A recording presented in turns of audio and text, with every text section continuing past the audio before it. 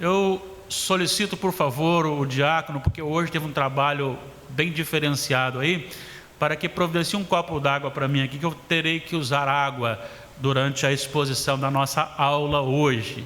E eu quero anunciar para a igreja que, graças a Deus, temos experimentado aí uma amenização da pandemia no nosso estado, e gradualmente, com todos os protocolos, né, a gente tem retornado aí aos trabalhos da igreja, e todos os trabalhos poderão, dentro dos cuidados gerais, né, a gente estar aí voltando às reuniões. Solicito que você não fique em casa, você aqui que está aqui, eu sei disso, mas talvez tenha aquela pessoa que ainda não veio. Nós pedimos, dá o nome para o diácono Rafael e venha participar conosco. O culto presencial, ele é muito importante. E diante de todos os trabalhos que estão retornando, inclusive dos cursos, tá, Lívia? Dos cursos presenciais também, nós estamos agora, ainda não tem um nome estabelecido, vamos tentar aí criar um nome para esse grupo, mas estamos propondo aí um grupo aberto, né, para os jovens de 120 anos para baixo, para que estejamos aqui aos sábados, quem sabe 18h30, um horário melhor para todo mundo, né, para a gente estudar algumas doutrinas da igreja, assim de maneira mais informal, para que a gente cresça no conhecimento de Deus. Não um grupo aí de crescimento, e será aberto aí para todos, mas principalmente para os nossos jovens, que a gente estava conversando isso antes, tá bom?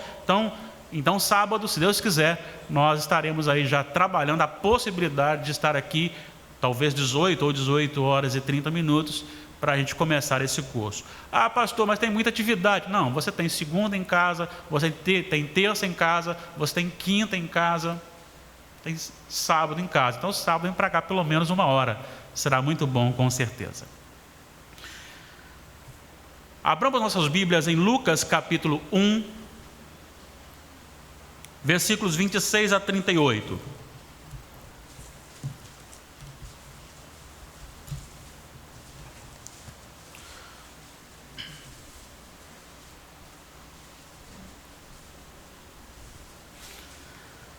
Para quem viu, entenderá.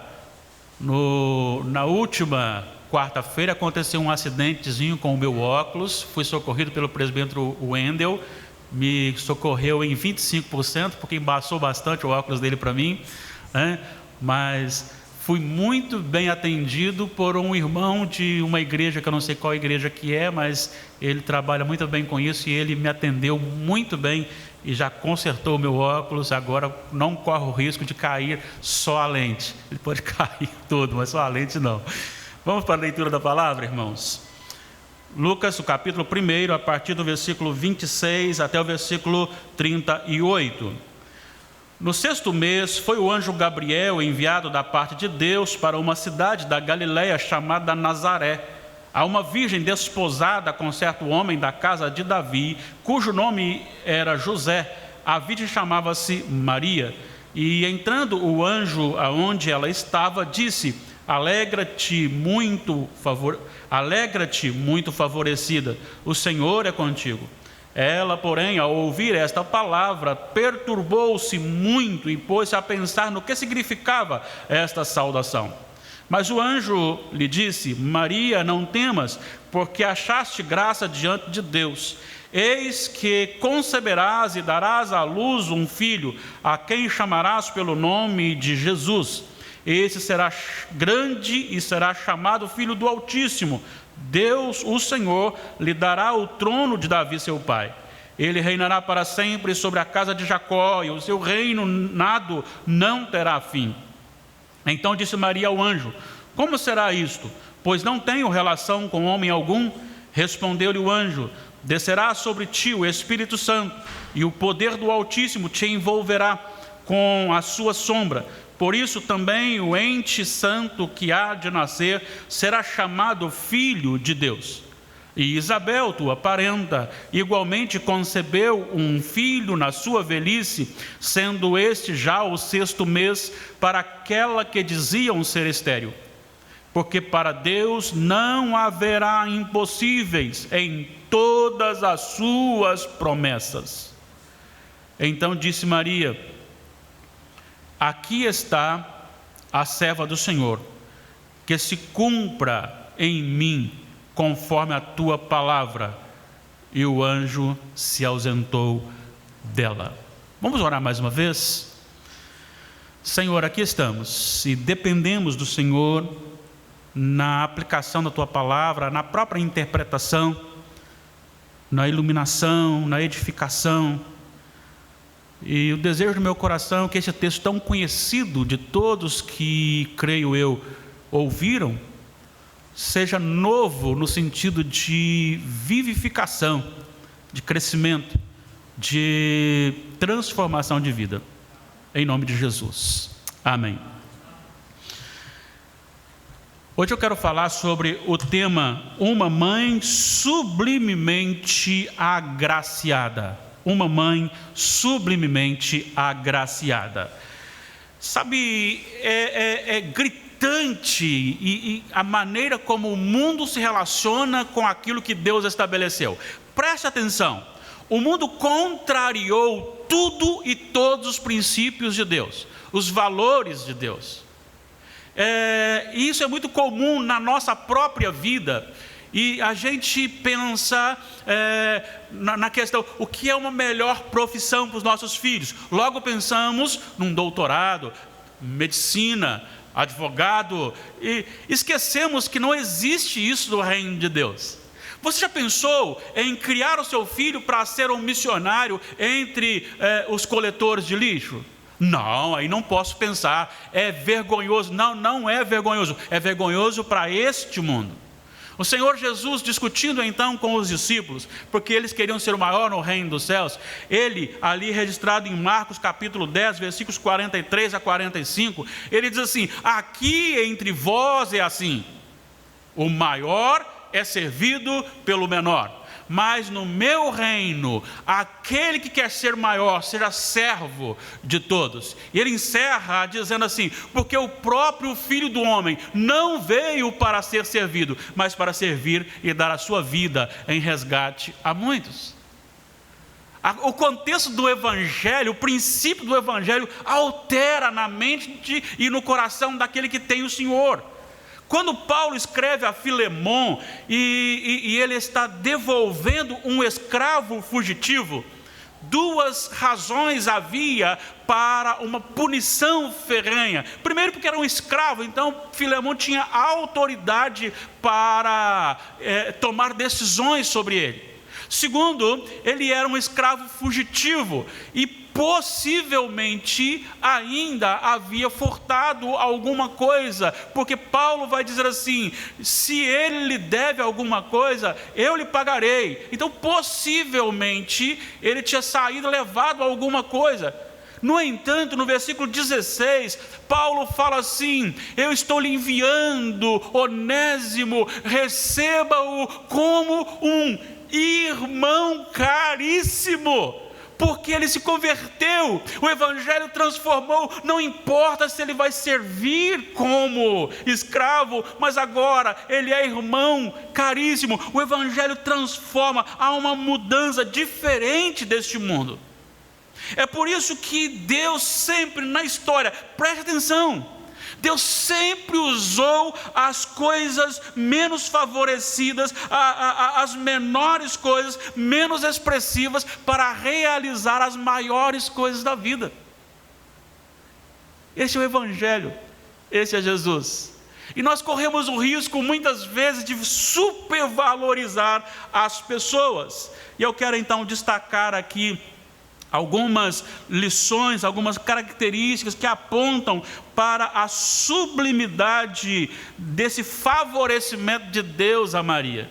Muitas pessoas elevam Maria a um patamar que ela não tem, e nós somos tendenciosos a fazer isso com pessoas. A pessoa recebe um dom de Deus especial, diferenciado, e nós começamos a atribuir àquela pessoa um valor excessivo, sendo que o valor e a glória está naquele que autoriza, naquele que dá, naquele que faz. Então, nesse dia chamado e comemorado como o Dia das Mães, eu quero falar sobre essa mãe que é sublime. O seu papel é sublime não por causa do papel em si, mas por causa da graça ministrada sobre ela. E eu quero que isso seja aplicado também ao coração de todas as mães que me ouvem aqui no templo e também na nossa transmissão. Mas esses princípios também são aplicados ao nosso coração no sentido do serviço do reino de Deus. O fato de ser Maria agraciada ou sublimemente agraciada evidencia-se por algumas afirmações que eu quero destacar aqui. Evidencia-se, em primeiro lugar, pela comunicação da missão. Versículos 26 e 27. Volta comigo lá no texto. Olha só. No sexto mês de quê? Você precisa voltar ao contexto. E o contexto é a gravidez de Isabel. Então, quando Isabel está no sexto mês de gravidez, foi o anjo Gabriel enviado da parte de Deus para a cidade da Galiléia, chamada Nazaré, a uma virgem desposada com um certo homem da casa de Davi, cujo nome era José. A virgem chamava-se Maria. Eu quero destacar aqui algumas coisas de contraste, para mostrar como Deus usa para realizar coisas grandes, pessoas insignificantes e coisas insignificantes. Quem era Maria? Não há um destaque. Não é alguém que está à frente liderando alguma coisa. Simplesmente é uma mulher que está prometida a um rapaz e esperando os dias se cumprirem para o casamento. Ela não é aquela mulher diferenciada, com um porte diferenciado, com um corpo dentro do padrão da sociedade. Não é aquela mulher que diz, está indo do salão de beleza, toda reproduzida. Ou aquela mulher que tinha um dinheiro suficiente para enfeitar-se com ouro. Não diz nada disso, diz apenas que era uma mulher que estava prometida a um homem chamado José. Mas o que mais me chama a atenção ainda é que ela era e morava em Nazaré. Nazaré era uma cidade bem reprovada pelas pessoas. E é de Nazaré. Se você olhar se você olhar em João, capítulo 1, você encontra Filipe chamando a atenção, oferecendo, apontando, apresentando Jesus a Natanael. E Natanael faz uma pergunta no versículo 46. Ele diz assim: pode de Nazaré sair alguma coisa boa? Este era o princípio que reinava sobre os corações. Nazaré era, medíocre, não aparecia, mas é dali, como a mulher dali, que Deus faz então esse projeto. E olha só algo especial, foi o anjo Gabriel comunicar a missão. E o anjo Gabriel foi comunicar a missão enviado por Deus. É algo do céu para Maria, é algo do céu para a humanidade. E ele escolhe justamente Maria de Nazaré. Isto evidencia o amor de Deus, a glória de Deus, o poder de Deus, que é totalmente diferenciado. Então Maria foi agraciada, Nazaré foi agraciada, não pelo fato de serem famosos, mas porque Deus escolheu Maria soberanamente. É interessante porque esse mesmo anjo Gabriel já tinha ido até o sumo sacerdote, mas aí é o sumo sacerdote. Não interessa se é sumo sacerdote, se é Maria, se é Everson, se é você.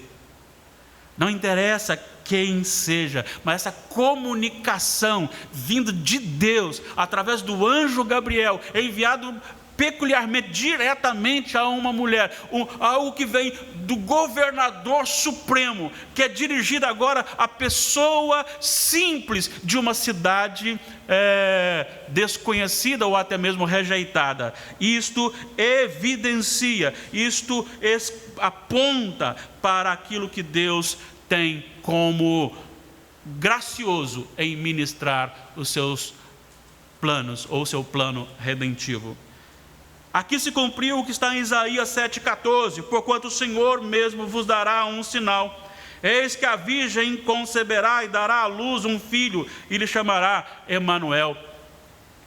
Neste momento, o que nós temos aqui é o agir soberano de Deus, e o que faz grande esse evento não é Maria e nem Nazaré, é Deus tomar a iniciativa e enviar o seu próprio anjo para a comunicação da missão. Em segundo lugar, essa sublimidade do favorecimento é evidenciado pela saudação peculiar, saudação diferenciada. Versículos 28, 29 e 30. O que é que nós lemos aqui? Diz: e entrando o anjo aonde ela estava, disse: alegra-te muito, favorecida, o Senhor é contigo. Ela, porém, ao ouvir esta palavra, perturbou-se muito e pôs a pensar no que significaria essa saudação. Mas o anjo lhe disse: Maria, não temas, porque achaste graça diante de Deus. Não temas, porque achaste graça diante de Deus. A saudação foi tão diferenciada que perturbou a mente de Maria. É isso que diz o versículo 29.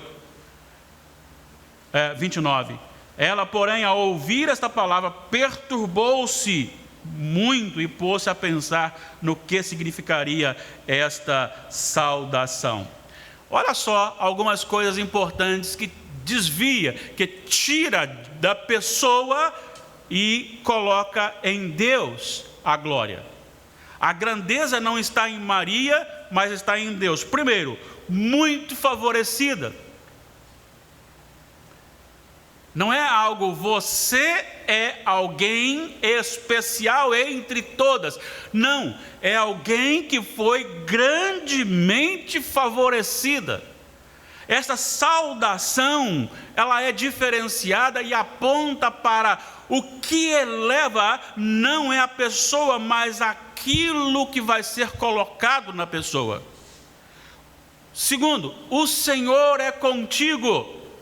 Quer promessa melhor do que esta em todos os sentidos da vida?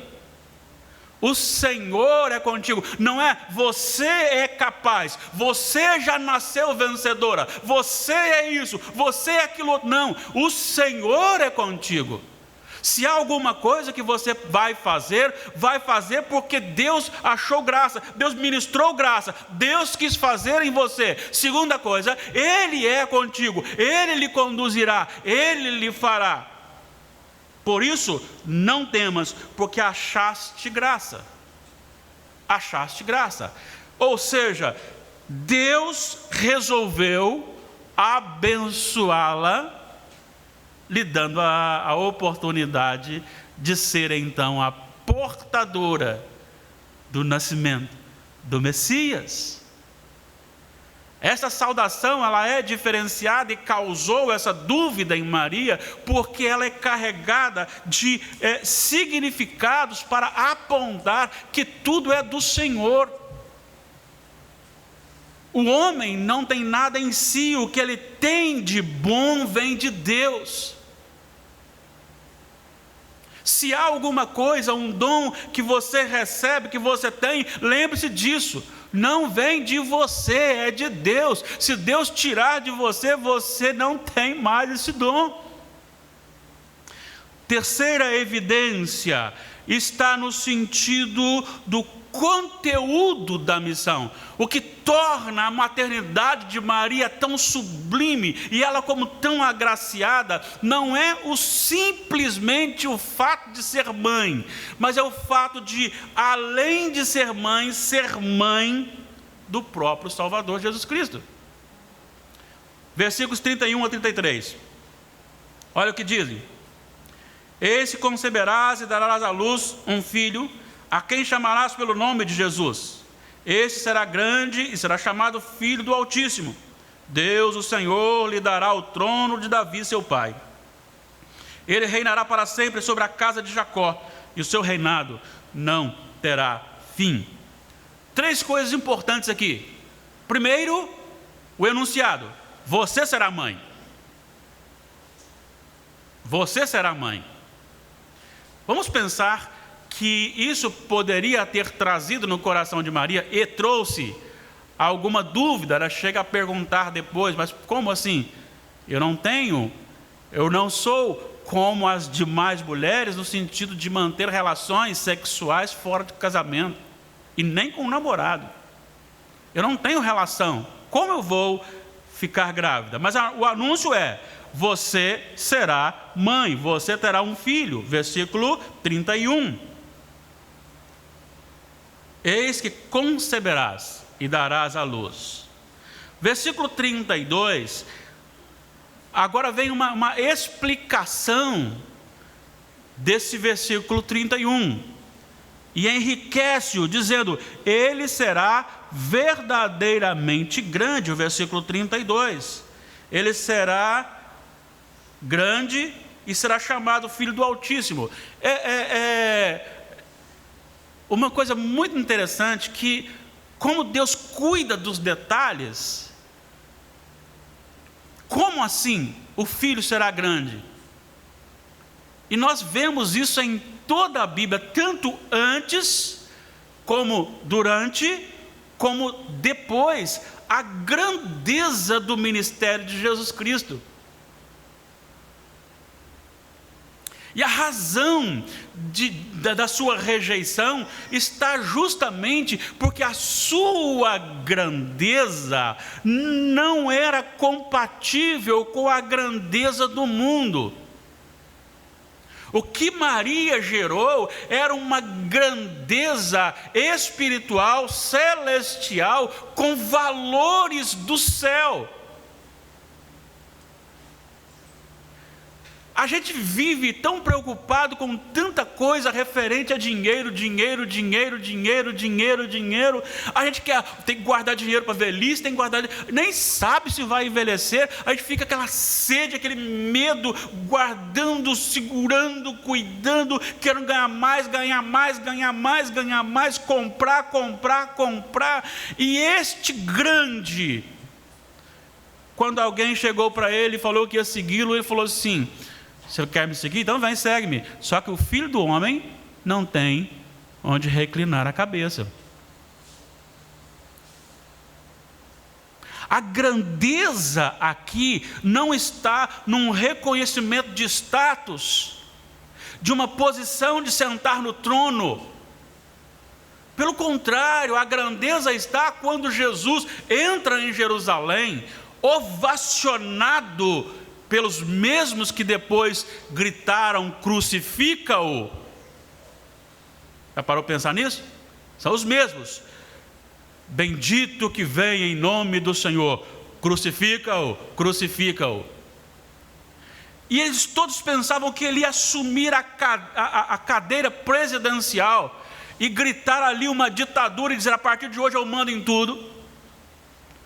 Pedro será ministro da educação, não pode, porque ele tinha pouco conhecimento, né? Da pesca. Lucas da saúde. Mateus será o ministro da economia. Enquanto as pessoas estavam pensando que ele fosse fazer isso, ele chega e sai e vai para outro lugar, porque o princípio do reino de Deus não diz respeito à posição deste mundo. Ser grande aqui é estar no propósito de Deus, para a glória de Deus, assim como ele foi. Versículo 3: seu reinado não terá fim. Irmãos, as pessoas estão zombando de Deus.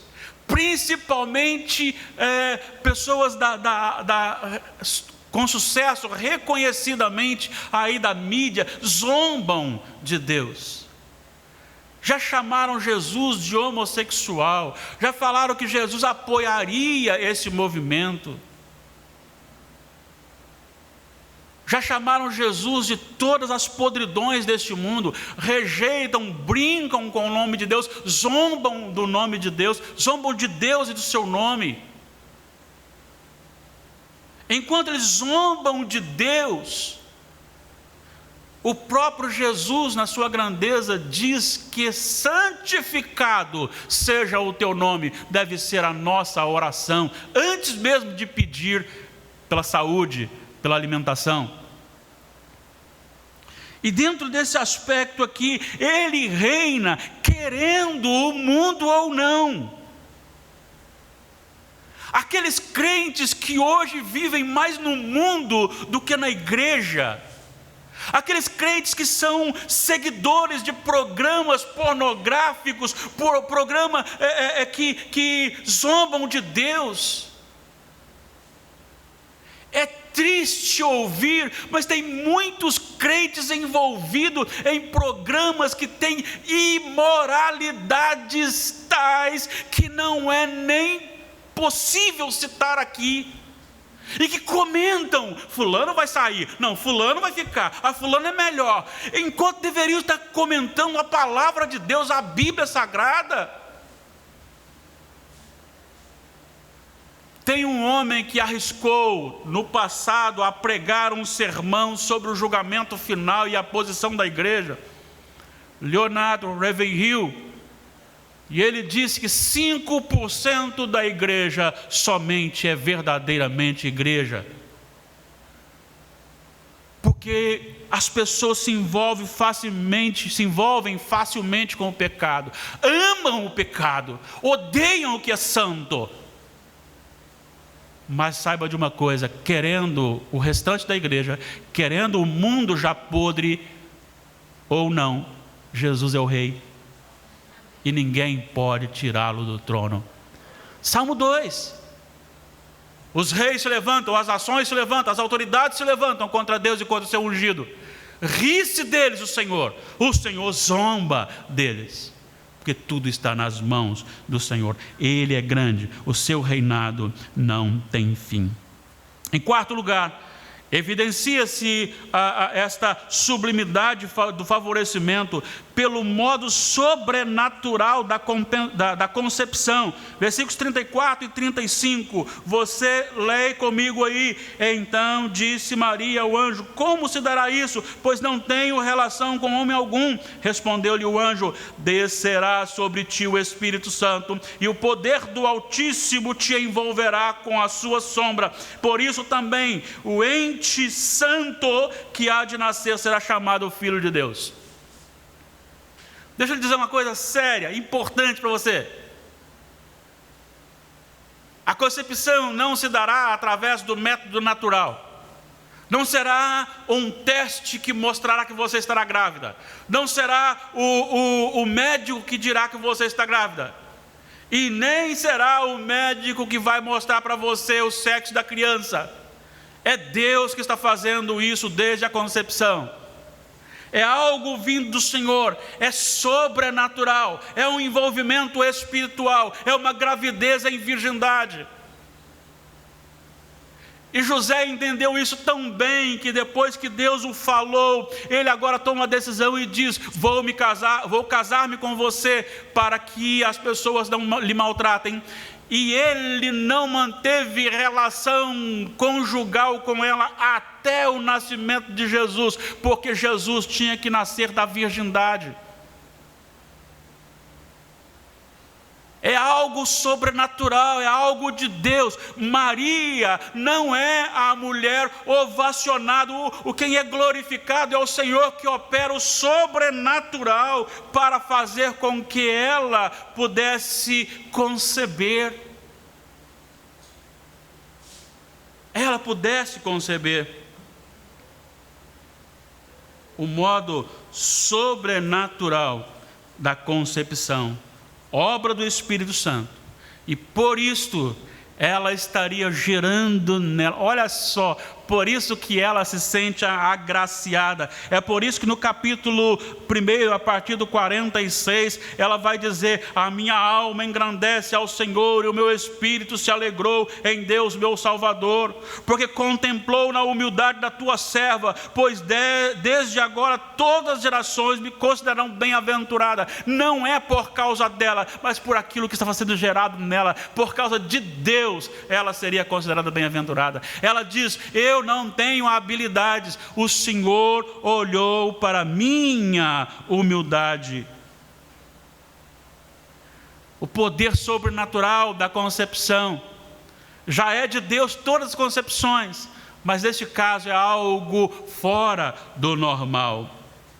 Em quinto lugar, evidencia-se a sublimidade do favorecimento pela preparação emocional de Maria. Imagine só, Maria, uma moça crente, fiel a Deus, uma moça que é muito mais envolvida do que simplesmente religiosa, uma moça que está apagada, que está numa cidade apagada e que está para um casamento.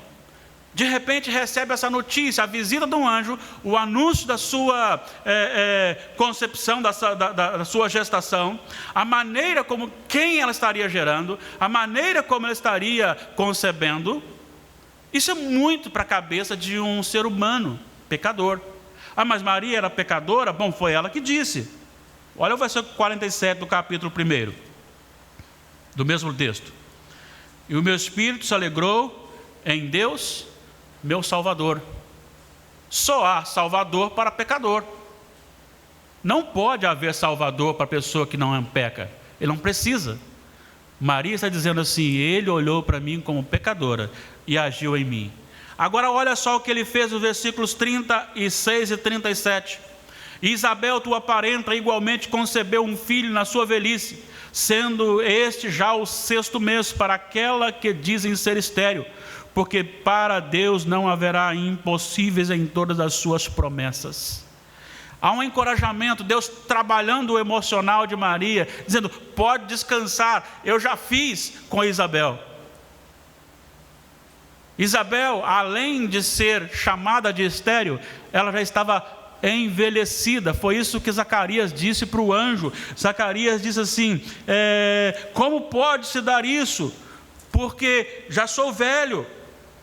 Versículo 18 do 1º capítulo, do mesmo capítulo lido. Então perguntou Zacarias ao anjo: como saberei isto? Pois eu sou velho e a minha mulher avançada em dias. Deus está dizendo o seguinte: olha, não olha longe não, a sua prima, sua parenta, está grávida. Ela é chamada de estéril, avançada em dias. E aquilo que eu prometo eu faço. Mas eu preciso deixar claro aqui para você o seguinte: olha só o que o anjo disse. Versículo 37. Porque para Deus não haverá impossíveis em todas as suas promessas. Eu preciso esperar crendo aquilo que Deus prometeu. As outras que Deus não prometeu, eu posso crer que Deus pode misericordiosamente fazer.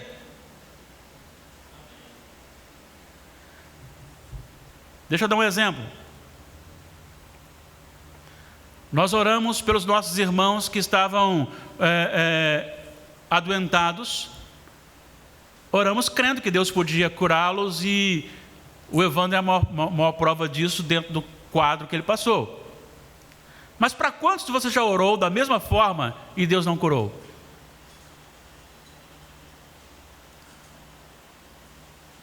Vou citar aqui mais uma vez.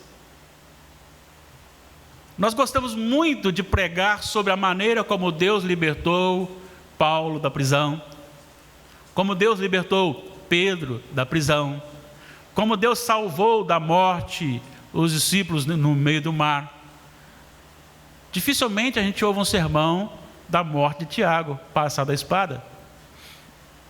Será que Tiago era mais pecador que Pedro, que João, do que os outros? Será que o Deus que agiu não é o mesmo Deus? Será que a oração da igreja por Tiago foi diferente? Não. Só que Deus tem propósitos e tem promessas. O que Ele promete, Ele se obriga a cumprir. E naquilo que Ele não promete, Ele faz dentro do seu propósito para a glória dEle. E no caso de Isabel e de Maria, era promessa. Então Deus iria cumprir. O emocional dela agora está fortemente embasado naquilo que Ele acabou de fazer com Isabel. É por isso que eu lhe convido, você que está com medo, você que está temeroso, você que não sai mais de casa, você que está tremendo diante de todas as circunstâncias, olha o passado, traga à sua memória o que Deus realizou até agora. Ele tem poder sobre todas as coisas. Haja com prudência sim, mas não haja amedrontado como um covarde.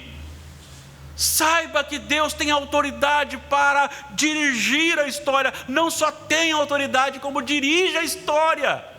Viva para Deus com intensidade. E saiba que o que Deus prometeu, Ele cumprirá. E a sua vida está escrita, estão escritos todos os seus dias da sua vida. E você não viverá nem um segundo a mais, nem um segundo a menos. Isso não lhe dá direito da imprudência, claro que não. Lembra do que Satanás falou para Jesus? Atira-te daqui abaixo, porque está escrito: aos teus anjos dará ordem para que te protejam. Jesus olhou e disse: mas também está escrito: não tentarás o Senhor teu Deus. No entanto, nós não podemos viver como pessoas covardes, precisamos viver como pessoas que têm coragem, sabendo que Deus é o Senhor da história.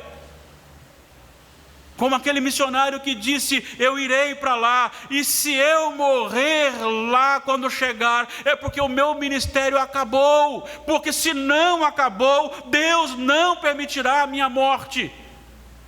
O cumprimento de Deus para a nossa vida será real. Hajamos sim com prudência, muita prudência, mas também tiramos de sobre nós este medo que oprime.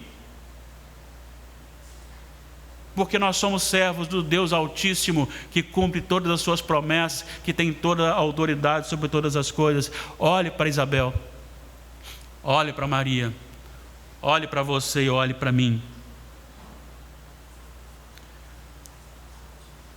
Em quinto e último lugar, ou melhor, em sexto e último lugar, evidencia-se pela inclinação dada por Deus. Um coração de Maria foi inclinado por Deus para que ela se submetesse incondicionalmente ao seu chamado. Preste atenção no versículo 38. Então disse Maria: aqui está a serva do Senhor, que se cumpra em mim conforme a tua palavra. E o anjo se ausentou dela.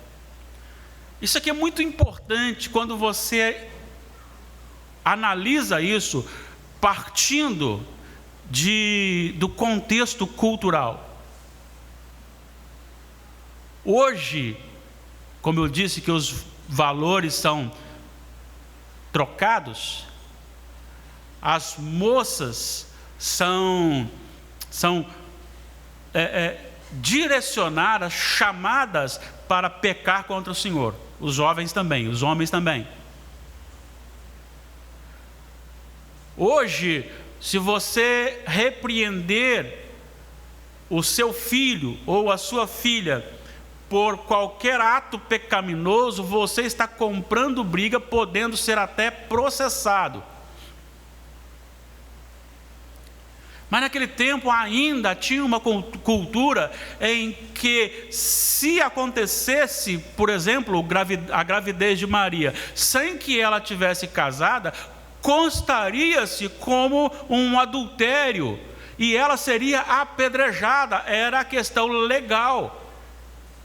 Imagine ela ter que enfrentar o seu pai e a sua mãe, os seus irmãos, os seus familiares, a igreja que ela estava inserida, a sociedade. Ah, está vendo? Aquela mulher adulterou, ela está grávida.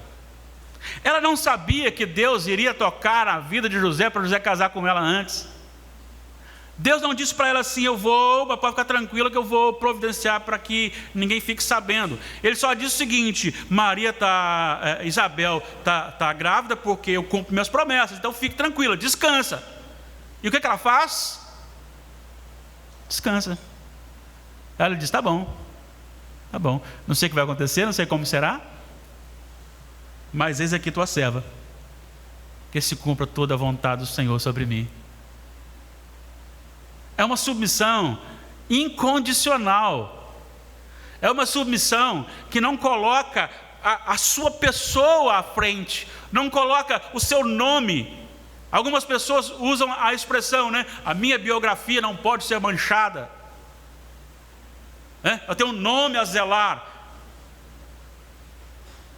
E às vezes nós somos capazes de buscar muito mais o que está envolvido com a sociedade do que com o propósito de Deus. Gente, hoje, ser cristão não é ser crente, não.